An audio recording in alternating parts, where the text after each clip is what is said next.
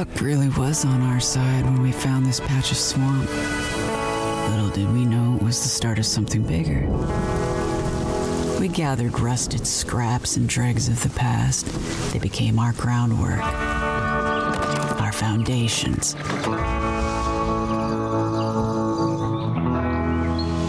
And then a fruitful start meant one thing: expansion.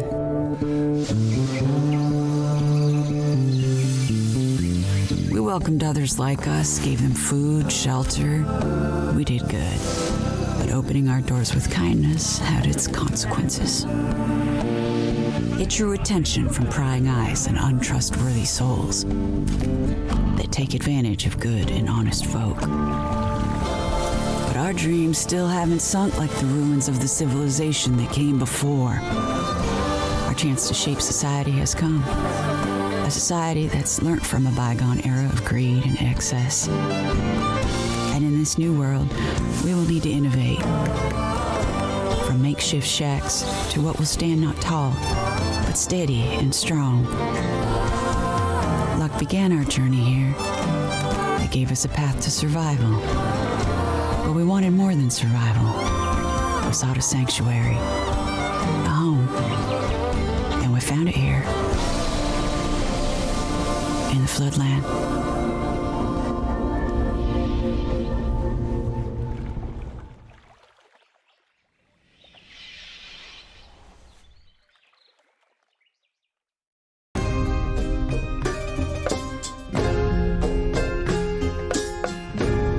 Pentiment is a narrative adventure game set in 16th century Bavaria, which is part of the Holy Roman Empire.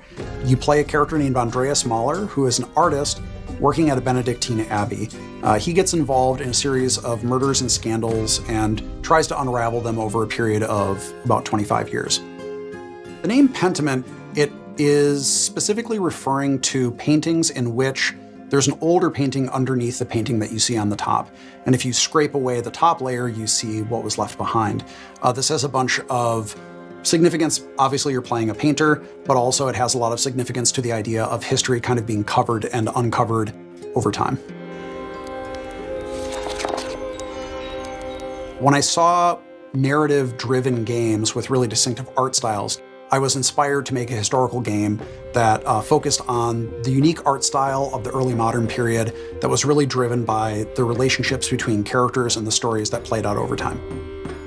Hannah Kennedy was really integral to defining the art style of Pentiment, especially blending the late medieval illuminated manuscripts with the early modern woodcuts. Yeah, so there's a lot of major points to solve and kind of marry between wanting this to be a true to the history, true to the feel of the source material that we were referencing as far as the narrative, but also thinking about the types of games that were like what we imagined we wanted as far as a gameplay experience. From the beginning, I knew that I wanted to portray a community that changed over time, which meant that characters are changing over time. That's really the focus of everything. The buildings do change, but really it's the characters where you see all the crazy stuff happen. Kids that I had become attached to because it's a 4-year-old and we designed them to be a 4-year-old and then they're getting married and then I felt a weird like emotional reaction to that because I'm like, oh, baby's all grown up.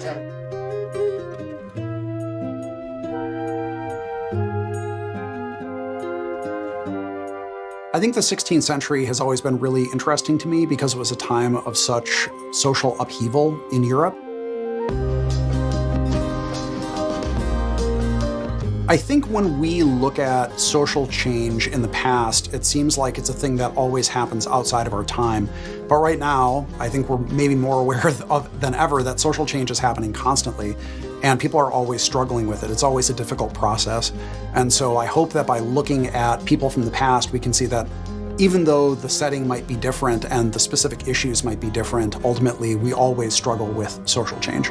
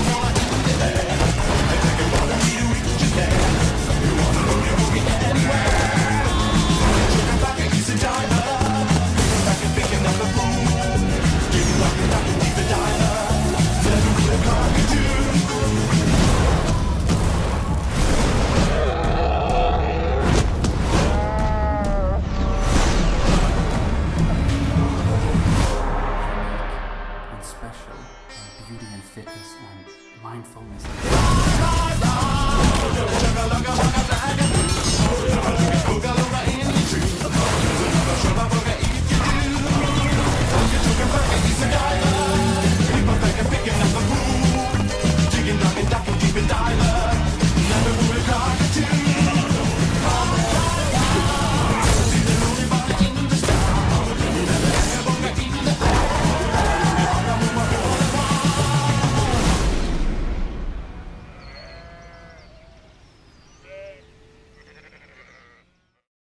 PlayStation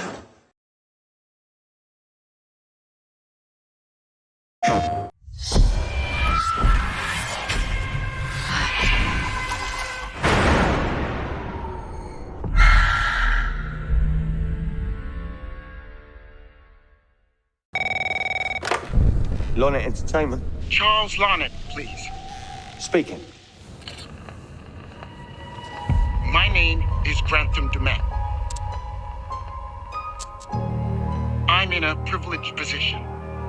What do we know about this guy? He's rich, he's a recluse, he's obsessed with H.H. Holmes. Totally sane, I'm sure. Some of the rooms are full recreations from the murder castle. Guys, is that you? There's a ton of killer footage to be had here. My time is at a premium. We need to do this today. What the f is this? Oh my god.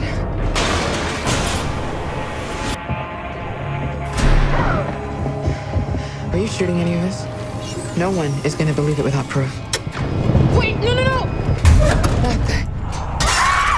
Someone, please! What happened? What the? Go! What is this? It's a fucking booby trap.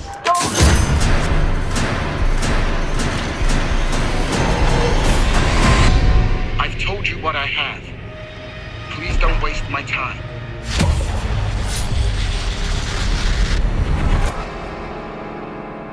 Am I sending the car or not?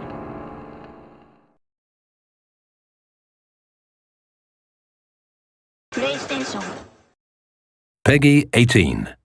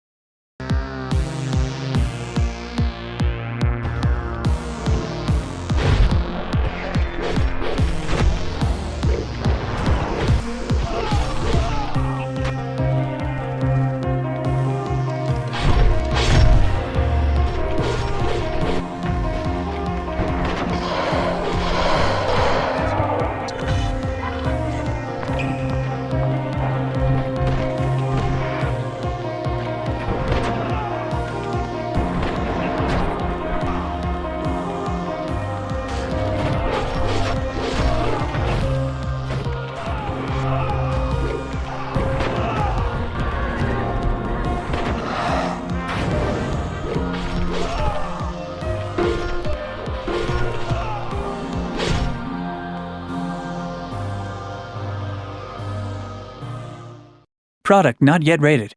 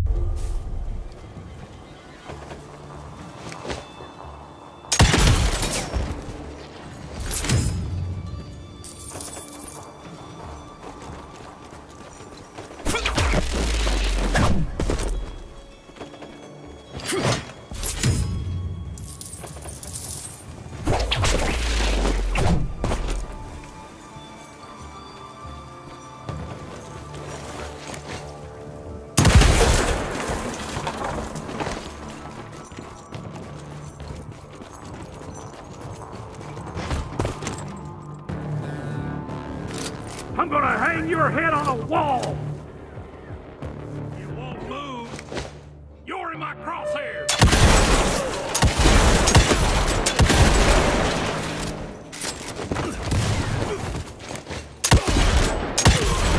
Boys, we got him!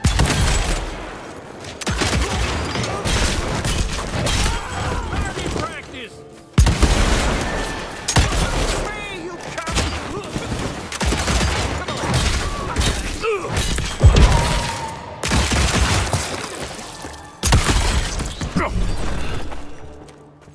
You're slower than molasses!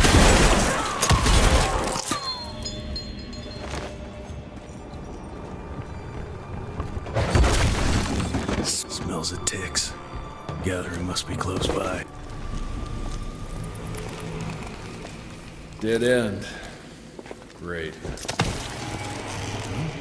You seeing this too? Take it off. Mr. Rentier, on a first date?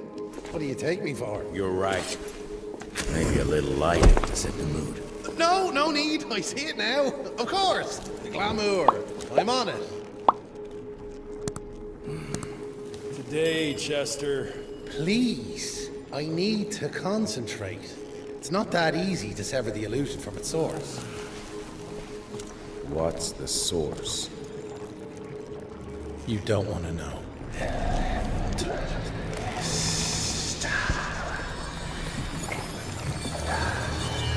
Sanguis Eternus.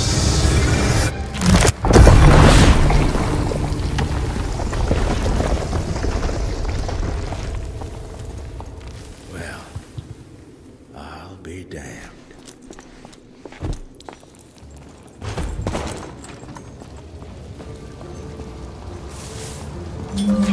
I've seen my share of tech architecture, but that's something.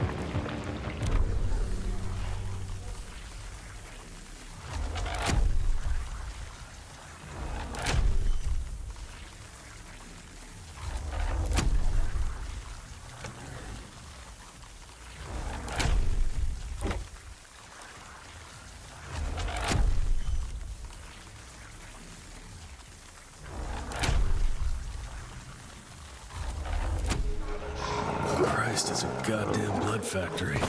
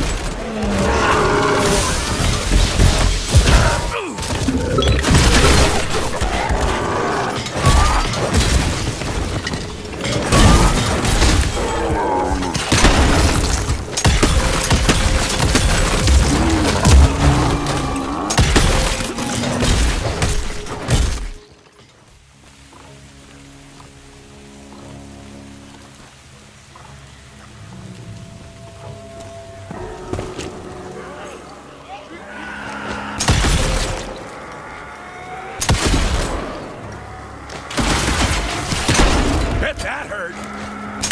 Beast, what are you protecting?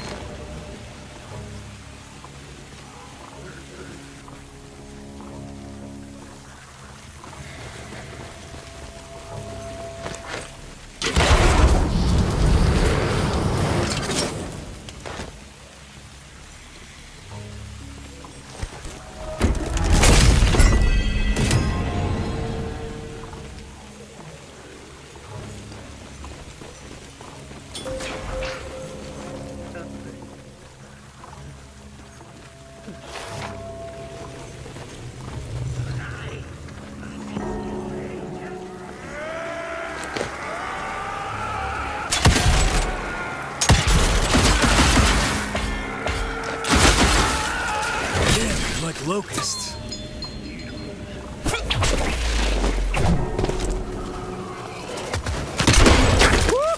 That hurt.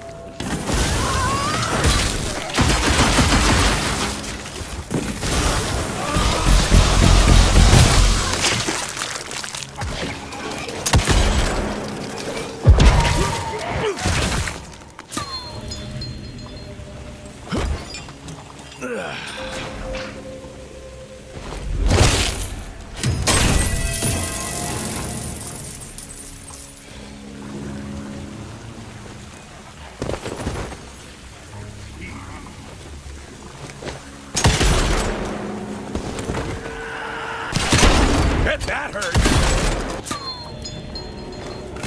Hot killing time.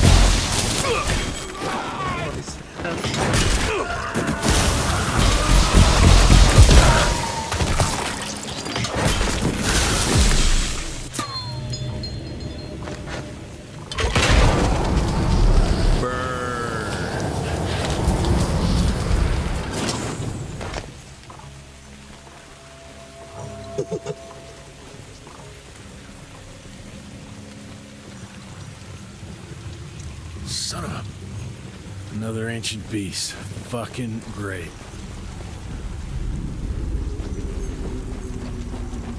Doesn't look to be long dead. Trip into its guts. Great.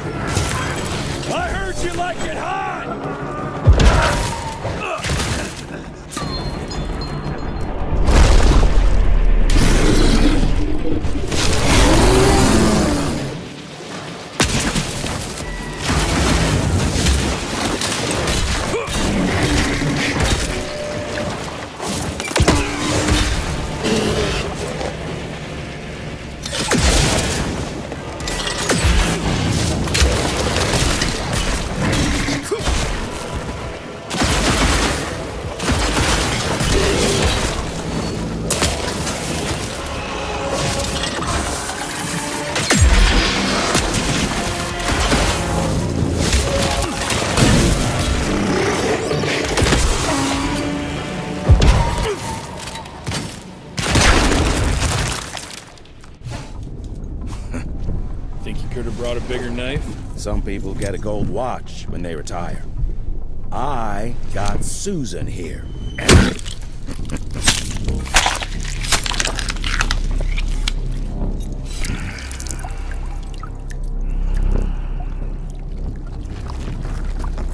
Should have asked him how to get out of here. Too late. He won't be of any use for a month or two. Wait. What about Chester? Well, what are you gonna do?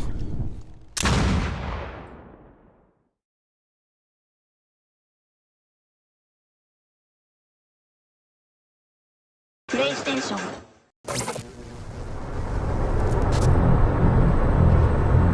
Manufacturer HL1736 is heading towards a power systems failure thanks to a bit of heretic sabotage. So you're going to restore the coolant and hopefully save the day. Get in, access the operations array, and use the cryonic rods to flush the system. Preferably before something explodes.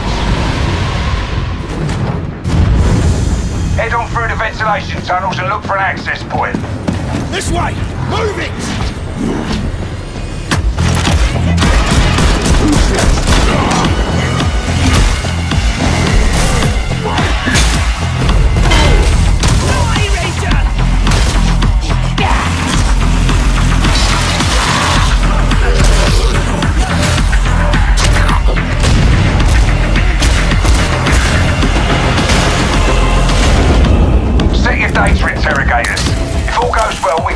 system, prime the rods, and send them where they're needed.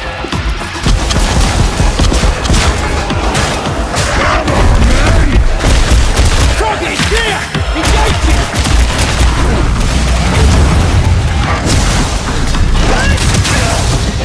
That's the first part done. Get to the base of the Matrix